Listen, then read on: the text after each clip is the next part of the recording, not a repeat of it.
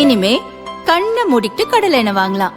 ஏன்னா மந்த்ரா கடலை எண்ணெய் இதயத்தின் தயாரிப்பு. வறுக்க பொரிக்க ஏன் எல்லா சமையலுக்கும் மந்த்ரா தான். மந்த்ரா கடலை எண்ணெய், அபார ருசி, ஆரோக்கியமான உடல் நலம்.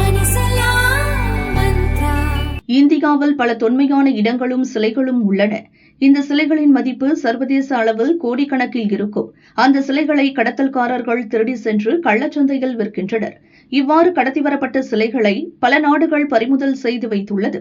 அவற்றை திரும்பப் பெறும் முயற்சியில் மத்திய அரசு ஈடுபட்டு வருகிறது. அந்த வகையில் ஏற்கனவே அமெரிக்கா பல சிலைகளை இந்தியாவிடம் திருப்பி அளித்துள்ளது.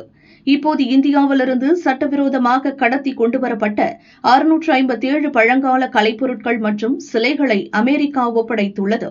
இதன் மதிப்பு $14 மில்லியன், இந்திய மதிப்பில் 117 கோடி. இந்த சிலைகள் மற்றும் கலைப்பொருட்கள் நியூயார்க்கில் இந்திய தூதரக அதிகாரிகள் வசம் ஒப்படைக்கப்பட்டன. சத்தீஸ்கரின் அவலோகிதேஸ்வரர், அபயமுத்ரா புத்தர், நடன விநாயகர் போன்ற அரிய சிலைகள் இதில் அடங்கும். இதில் உள்ள மற்றொரு முக்கிய பொருள் $7.5 மில்லியன் மதிப்புள்ள சிவப்பு மணற்கல் புத்தர் சிலை. மீட்டு வரும் மொத்த மதிப்பில் இது மட்டுமே பாதி தொகை.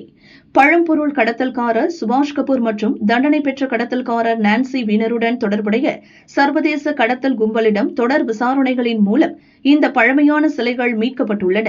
திருடப்பட்ட கலைப்பொருட்கள் மற்றும் சிலைகளை மீட்டு தாயகம் கொண்டுவரும் முயற்சிகள் தொடரும் என நியூயார்க்கின் மன்ஹாட்டன் மாவட்ட வக்கீல் ஆல்வின் எல் பிராக் ஜூனியர் தெரிவித்துள்ளார்.